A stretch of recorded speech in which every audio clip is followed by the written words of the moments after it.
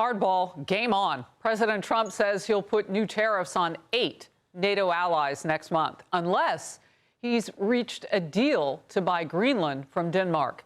Here's Treasury Secretary Scott Bessent. What we can see is that Greenland is essential to the U.S. national security. If there were an attack on Greenland from Russia, from some other area, we would get dragged in. So better now, peace through strength, make it part of the United States, and there will not be a conflict, because the United States right now, we are the hottest country in the world. We are the strongest country in the world. The Europeans project weakness. The U.S. projects strength.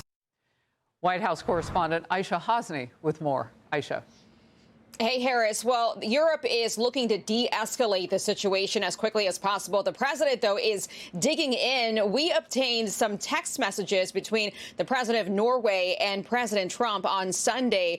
The prime minister of Norway, writes, "Dear Mr. President, dear Donald, we believe we all should work to take this down and de-escalate. So much is happening around us where we need to stand together. We are proposing a call with you later today." Now, Trump responds sort of with a jab here. Harris writes, "Dear Jonas, considering your country decided not to give me the Nobel Peace Prize for having stopped 8 wars, plus I no longer feel an obligation to think purely of peace, although it will always be predominant, but can now think about what is good and proper for the United States of America." And he goes on to say the world is not secure unless we have complete and total control of Greenland.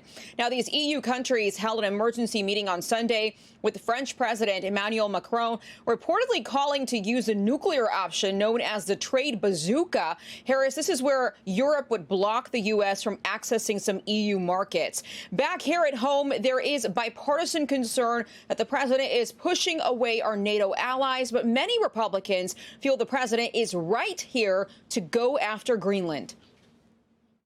There certainly is no authority that the president has to use military force to seize territory from a NATO country.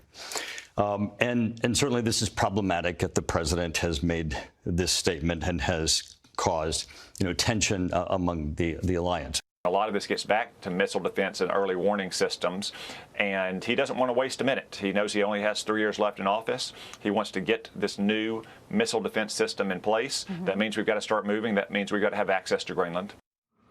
And the NATO Secretary General says that he's looking forward to talking with President Trump in Davos this week. And remember, Harris, we're still waiting for the Supreme Court decision on those tariffs.